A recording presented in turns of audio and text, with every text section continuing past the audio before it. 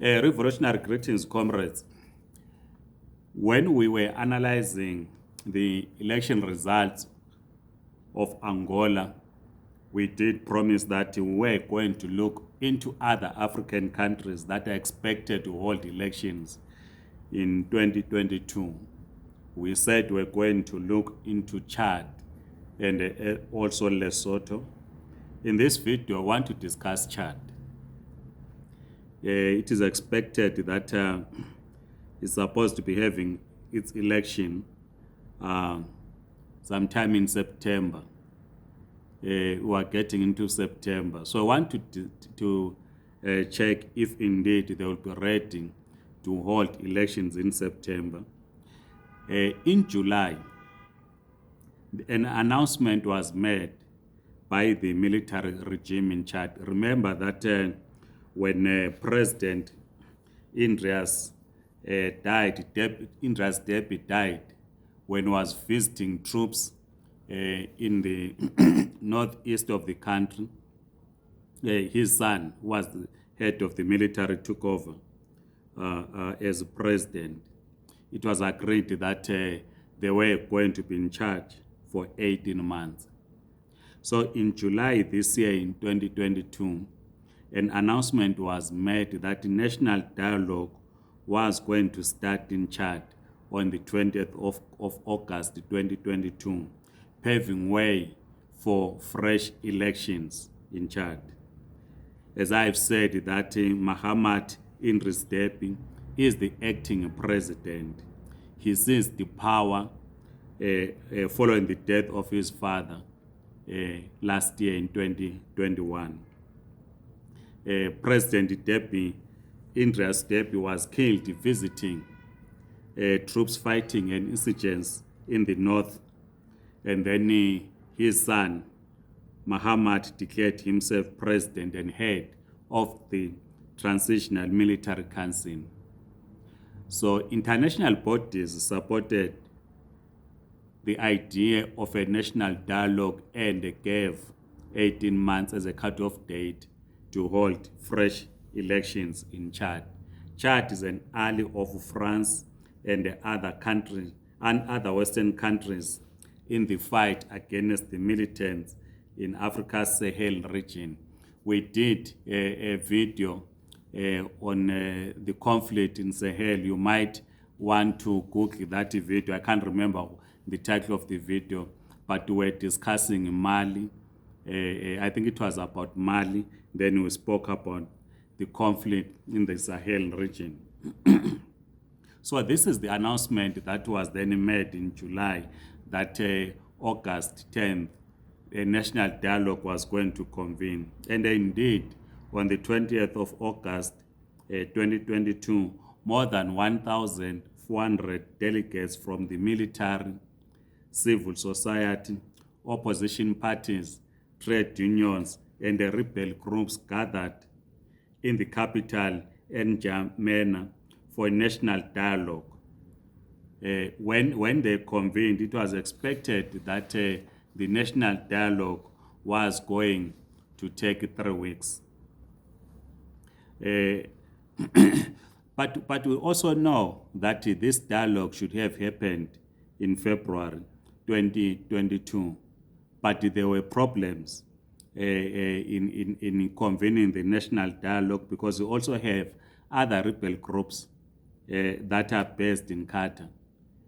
So there were squabbles whether they were to attend or not. But finally, on the 8th of August, about 40 groups signed a deal entailing a ceasefire and guarantees of safety or a safe passage on return to Chad, so that they were to participate in the national dialogue that will pave way for the presidential elections to take place in Chad. The agenda for talks is that there must be a peace, lasting peace. You remember the African Union, in one of its themes, I think it was President Ramaphosa was the chair, his theme was silencing the guns, meaning that we need peace in Africa. So the first item on the agenda in Chad in this national dialogue is about building peace in Chad. Second item on the agenda is reforming state institutions. And the third item is a new constitution. We are not sure if these items and others which might find themselves as items in the agenda, whether they will be able in 3 weeks to deal with all these issues. We are actually getting into the third week. When we were checking the internet in preparation for this video, we did not get any new information on what is happening in Chad in respect to the dialogue, because we wanted to check on the latest information on what is happening. So we will certainly continue to check for more information on what is happening in that national dialogue in Chad. But there are, of course, challenges that might create serious divisions, or even if the talks were to address the issues that are raised, peace might not necessarily come to Chad, as most of us would want peace to return, because two big organizations are not part of the talks, and these are the Front for Change and Concord in Chad, which triggered a military offensive in the northeast that ended the life of then President Deby. It is not taking part in the talks. This is a serious issue because if they are not taking part in the talks, whatever might be agreed or might be resolved in the talks might not enjoy support from everyone in Chad, because this important player is not part of the talks in Chad. Then you have Wakiti Tama.